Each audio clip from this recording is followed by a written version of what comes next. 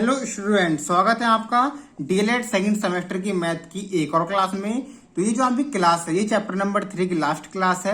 आज की क्लास में हम लघु उत्तरीय प्रश्न करने वाले हैं। चैप्टर नंबर 3 है आपका संख्याओं की अवधारणा, तो उसका लास्ट क्लास है आज। ये लघु उत्तरीय हम कराने वाले हैं आज की क्लास में। अति लघु हमने करा दिए, बहुविकल्पी हमने करा दिए हैं। तो लास्ट क्लास है, ध्यान से समझना इसको। पहले हमारे 4 क्वेश्चन थ्योरेटिकल हैं, ठीक है। उसके बाद ये 5वां क्वेश्चन, 6ठा क्वेश्चन ये भी थ्योरेटिकल है। 7वां, 8वां, 9वां, 10वां ये तो हमारे न्यूमेरिकल है। तो एग्जाम की दृष्टि से इंपोर्टेंट क्वेश्चन है। स्टार्ट करते हैं। पहला क्वेश्चन क्या है? पहला क्वेश्चन है, दो परिमेय संख्याओं की तुलना से प्राप्त 3 निष्कर्ष लिखिए।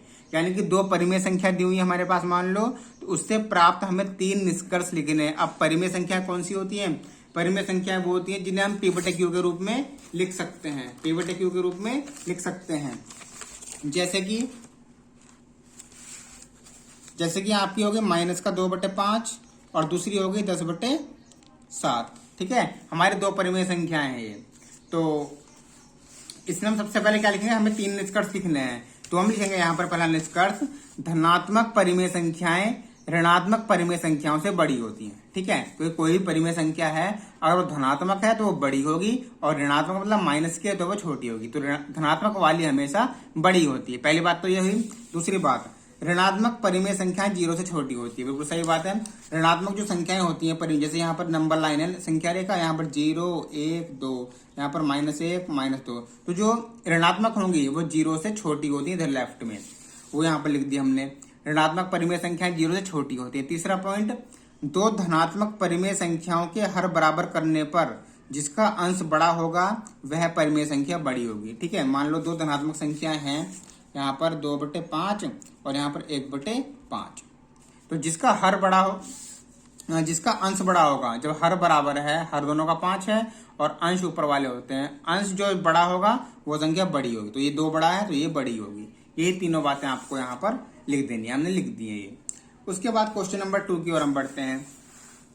क्रमागत पूर्ण संख्या क्या होती है? तो मैंने आपको समझाया था, क्रमागत संख्याएं भी होती है जो क्रम से होती है, जैसे 1, 2, 3, 7, 8, 9 ये क्रमागत हैं, ये क्रमागत हैं। तो क्या लिखेंगे? ऐसी पूर्ण संख्याएं जो एक क्रम में होती हैं क्रमागत पूर्ण संख्याएं कहलाती है। हमने यहाँ पर लिख दिया।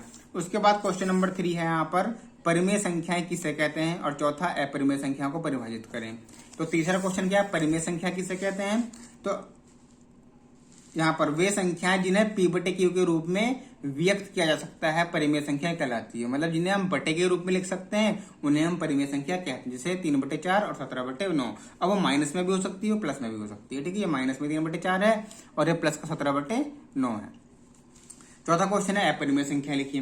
तो अपरिमेय संख्या वे संख्या है जिन्हें पी बटे क्यू के रूप में नहीं लिख सकते, न लिख किया जा सके, मतलब जिनको हम बटे के रूप में नहीं लिख सकते, जैसे √5, √8। उसके बाद क्वेश्चन नंबर 5 है, पूर्ण संख्याएं क्या होती हैं? तो पूर्ण संख्या क्या होती है? जब शून्य को भी प्राकृतिक संख्याओं के समूह में शामिल कर लिया जाता है तो प्राप्त संख्याओं के समूह को पूर्ण संख्या कहते हैं। प्राकृतिक संख्या हमारी कौन सी होती है? 1, 2, 3, और इसमें 0 लगा दें तो पूर्ण हो जाती है ये। ठीक है, तो ये हमारे पूर्ण संख्याएं होती हैं। क्वेश्चन नंबर 6, परिमेय और अपरिमेय संख्याओं संबंधी कोई 2 तथ्य लिखिए। परिमेय और अपरिमेय तो क्या है? पहला है, अपरिमेय संख्याएं कभी भी पूर्ण वर्ग नहीं होती। अपरिमेय संख्याएं जो है वो पूर्ण वर्ग नहीं होती। जैसे 16 है तो ये क्या है? पूर्ण वर्ग है। किसका? 4 का वर्ग है ये। ठीक है, तो ये अपरिमेय नहीं है, ये परिमेय है। अपरिमेय संख्याएं जो होंगी वो कभी भी पूर्ण वर्ग नहीं होती हैं। दूसरी, दो परिमेय संख्याओं का योग परिमेय संख्या होता है। दो परिमेय संख्याएं मान लो 2/5 है और यहाँ पर 7/3 है। अगर इनका हम जोड़ें इनको तो इसका जोड़ भी परिमेय आएगा। कैसे? 5 × 15 एलसीएम लिया, 5 × 15 3 दूनी 6 प्लस 3 पंजे 15, 5 इसका भाग गया, 5 7 35, तो 35 और 6 41/15, ये बटे में आ गई, तो ये भी परिमेय संख्या हो गई। यानी कि दो परिमेय संख्याओं का योग परिमेय संख्या होता है। तो थ्योरेटिकल क्वेश्चन हमारे समाप्त हुए।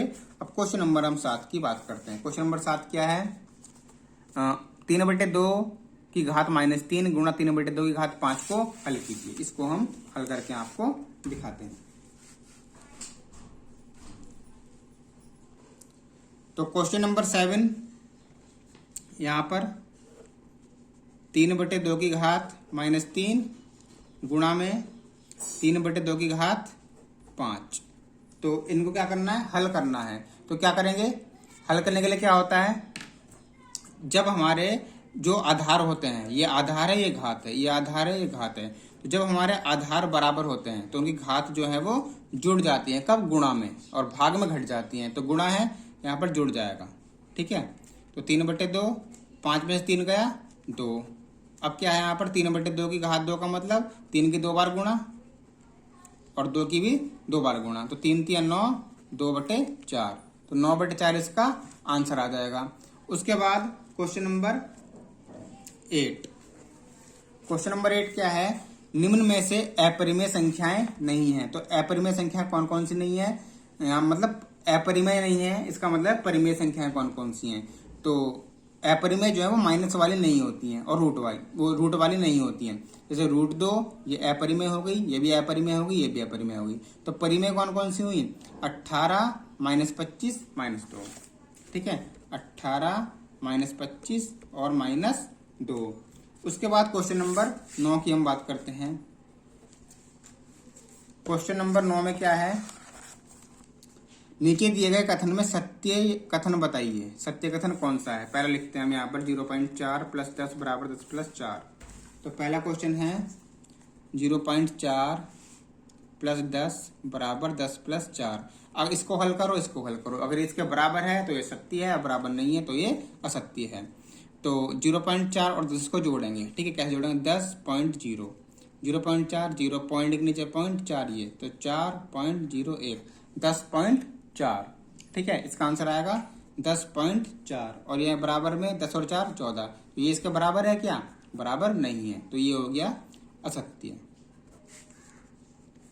सेकंड पार्ट है इसका, 8 - 7 - 6 = 8 - 7 - 6। इसमें क्या होगा, इसको हल करते हैं तो क्या होगा, 8 माइनस, ब्रैकेट को हल करेंगे, 7 में 6 गया 1, तो 8 में से 1 गया 5, 7, यहाँ पर 8 में 7 गया 1, क्योंकि ब्रैकेट को हल करना है पहले, 8 के साथ 7 ही घटेगा, -6, और ये माइनस के ज्यादा थे यहाँ पर तो ये माइनस आ जाएगा। तो 6 और 1 दोनों माइनस के जुड़ जाते हैं, माइनस का 7, तो ये 7 है, ये -7 है, ये बराबर है क्या इसके, ये इसके बराबर नहीं है। 8 में 7 गया 1, यहाँ पर माइनस का 5। ठीक है, तो 7 है, ये -5 है, बराबर नहीं है, तो ये भी हमारा असत्य है।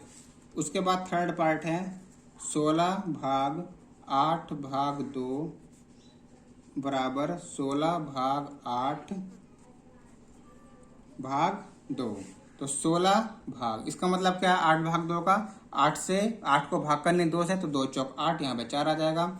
4 से 16 का भाग करेंगे तो 4 चौक 16 बराबर, 16 से 8 को भाग करेंगे, 8 दूनी 16 और भाग 2, 2 एकम 2, तो ये 4 है, ये 1 बराबर नहीं है, तो ये हमारा असत्य है। तीनों हमारे तीनों क्वेश्चन असत्य हैं।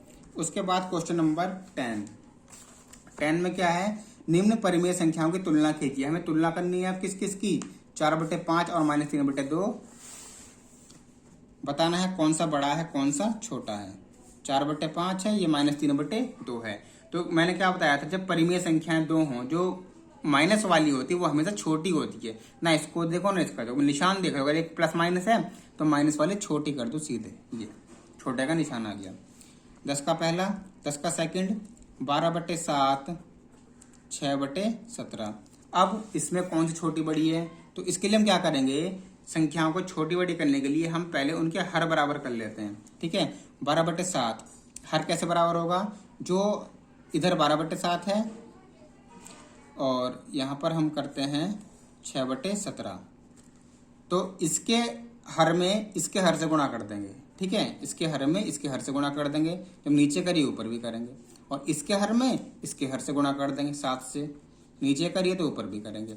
12 के 17 गुणा करेंगे, 12 सत्ते 84, 8 हासिल, 12 12 और 8 20 बटे 17 सत्ते 119, 6 सत्ते 42 बटे 119। अब कौन सा बड़ा है इसमें, जब हर बराबर होते हैं, जब हर बराबर होते हैं तो ऊपर में अंश में जो बड़ी संख्या है वही बड़ी मानी जाती है। ये बड़ा है 204, 42 छोटा है, तो 204 बड़ा है, तो हमारी ये संख्या जो है 12/7 ये बड़ी हो गई। थर्ड पार्ट इसका हम करते हैं।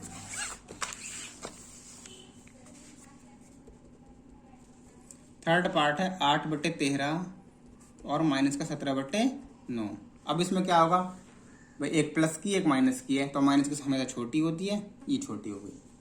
चौथा पार्ट 6/11 9/15। इसमें क्या होगा, हर बराबर नहीं है तो कैसे पता चलेगा, अभी बताया था सेकंड क्वेश्चन में ये हर बराबर करेंगे तो क्या होगा 9/15, इसके हर में इसके हर से गुणा 15 से। अब नीचे करिए ऊपर भी करेंगे, इसके हर में इसके हर से गुणा, नीचे करी है तो ऊपर भी करेंगे। 15 × 90 और 15 और 11 गुणा 165। यहाँ पर भी 11 × 99, 15 11 गुणा 165। अब हर बराबर हो गए तो जो ऊपर की संख्या बड़ी है वो बड़ी मानी जाएगी, छोटी है तो छोटी मानी जाएगी। तो ये छोटी है तो ये छोटी होगी 90, और ये बड़ी होगी। किससे बनी थी 6/11 से, तो 6/11 छोटा है 9/15 से। पांचवा पार्ट इसका 5/14 माइनस 12/13। अब बताइए इसमें क्या होगा, वही एक प्लस की है एक माइनस की है तो माइनस वाली में छोटी होती है, ये हो गया। तो इस तरह से आपका चैप्टर नंबर 3 जो है कंप्लीट हो चुका है। नेक्स्ट क्लास में हम चैप्टर नंबर 4 स्टार्ट करेंगे आपका। तो मिलते हैं नेक्स्ट वीडियो में। थैंक यू, जय हिंद।